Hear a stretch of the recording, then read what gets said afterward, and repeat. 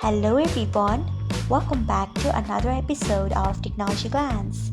Today in this video, I'm going to guide you through how you can disable Dandelion Sprouts Nordic on Brave. So let's get started. Firstly, open Brave browser in your device, then tap on three dots icon.